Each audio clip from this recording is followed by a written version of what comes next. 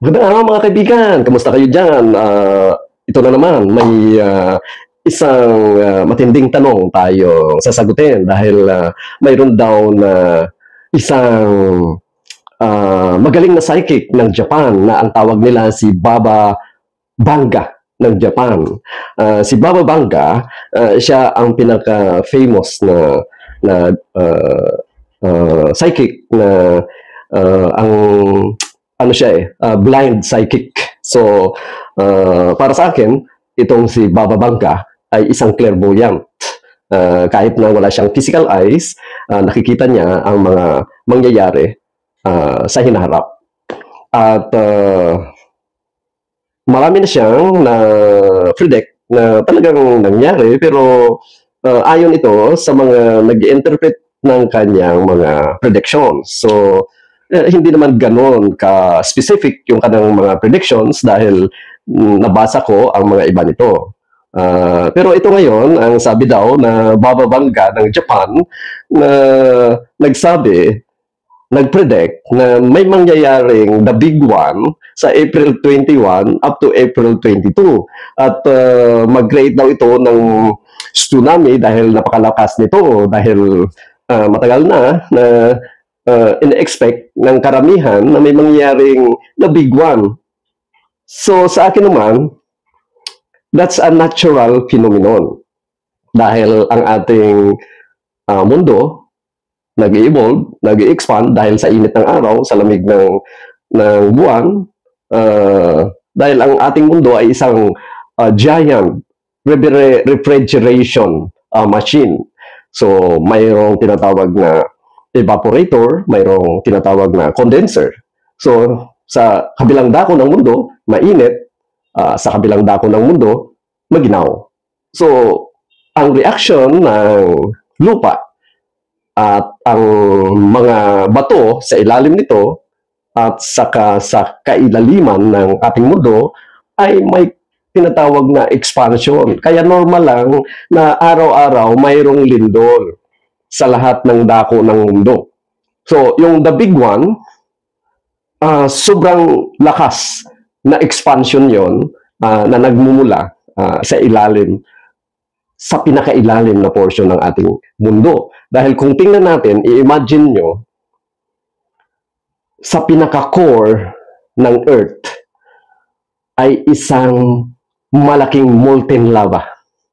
Napakainit noon. So, hindi pwedeng walang mangyayaring expansion mula doon. At magta-transfer yan ng init mula doon sa core ng ating mundo at magkikreate ito ng expansion sa surface. So, in short, yung lindol, it's a normal phenomenon. Hindi dapat kinatatakutan.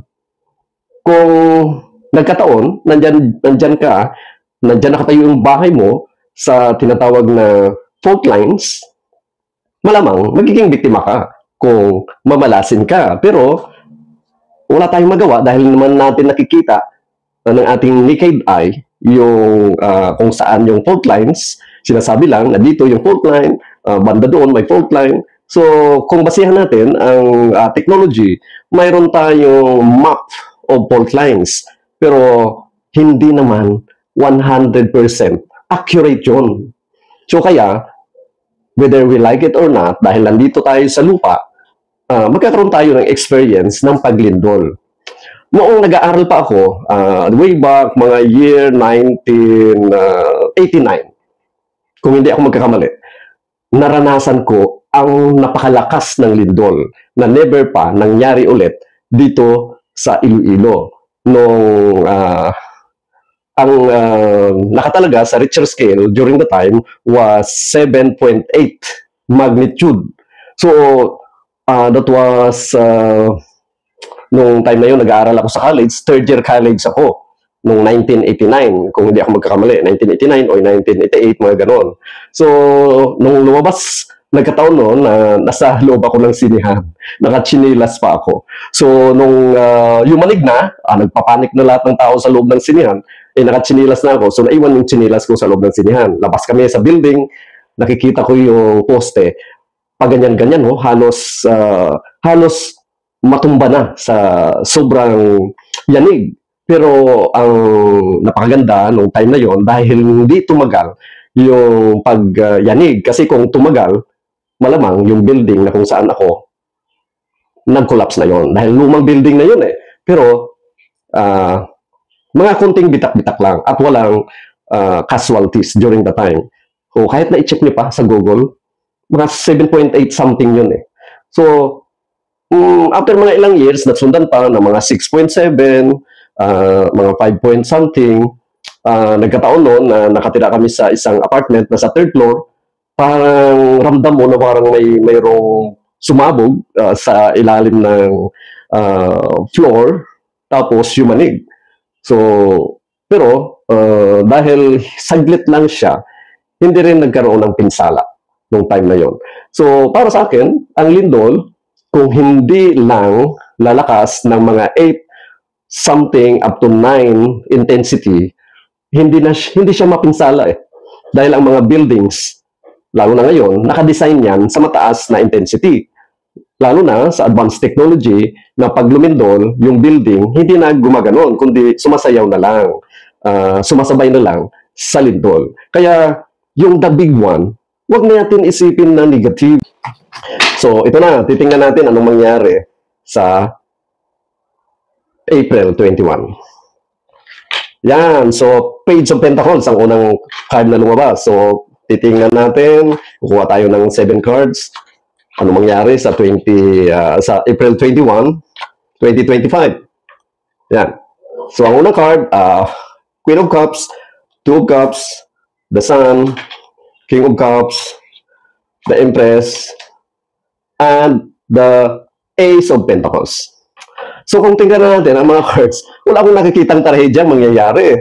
Ang nakikita dito na pag-uusapan, yung patindi na epekto ng summer. Itong April 21. So maitalaga na sobrang init ng araw na to. At dito naman, may 5 of Cups, may lungkot. So hindi ito dahil magkakaroon ng trahedya. Lungkot dahil ito sa pagbaba ng ating ekonomiya at pagtaas ng value ng dollar. At kung sa atin naman, dito sa Pilipinas, magiging maayos na ang political atmosphere dahil busy ang lahat ng mga kandidato sa pagpangampanya. Yan, panliligaw sa tao, kampanya sa tao, nabutuhin 12-0 or Duterte or yun. So, pero magkakaroon ng magandang outcome naman ang election sa Pilipinas. Pero masaya ito. Titingnan na lang natin kung anong mangyari pagkatapos ng election.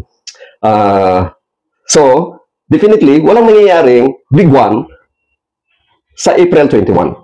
Magkaroon lang ng napakainit at maalinsangang panahon. Ayan. So, tingnan natin naman sa April 22. Huwag nyo nang isipin yung big one na yan. So, next is Page of Wands. So, may balitang matatanggap or mayroong isang impression na magkaroon ng positive news. Yan. So, ito naman sa April 22, particularly dito sa ating bansa, magkakaroon ng enkwentro ang military or mga pulis at ang ating mga kapatid sa bundok. So, may mga casualties, pero hindi naman, ang operasyon nito kasi, sabihin natin, legitimate operation. Pwedeng ambush, magkaroon ng ambush, o pwede magkaroon ng enkwentro, pero yun, hindi natin ma-avoid na mayroong casualties, pero hindi yan ang gusto natin alamin na magkaroon ng, kundi ang idea na magkaroon ng big one sa April 22. Walang mangyaring big one sa April 21 and April 22.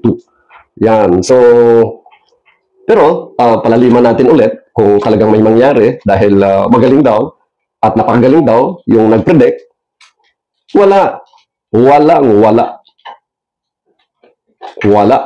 mangyaring lindol. na ganun kalakas. Normal lang yung lindol na 3, 4, 5, pero hindi yan big one. Ang big one is 8 and above. Pag 3, 4, 5, wala yan. Yanig lang yan. Hindi makakos ng pinsala. Pero pag mag 8 and above or 7.9 and above, posible na magiging big one. Pero wala eh. Wala tayong masasagap eh. So, pasalamat tayo dahil wala. Kaya wag na natin isipin na magkaroon ng big one. I-ready nyo na lang ang sarili nyo. Kung magkakaroon, alam nyo kung anong inyong mga gagawin. So, kasi karamihan sa mga nakarinig ng balita, lalo na sa TikTok, sa Facebook, natatakot. Baka may mangyayari daw na big one sa April 21 at April 22, sabi ng bababangga ng Japan, which is not true. Yun. Hanggang dito na lang mga kaibigan. Medyo natawa ako sa mga pinagsasabi ng mga kliyente ko na, Marvin, Sir Marvin, baka may mangyari sa Big One. Ramdam mo ba? Sabi ko, wala akong naramdaman. Kasi alam nyo, sa totoo lang, bago mangyari yung lindol, mayroon akong nararamdaman. Pero ayaw kong makialam. Hindi ako magpipredict na maglilindol. Kahit na alam ko kung kailan may malakas na lindol. Yun lang.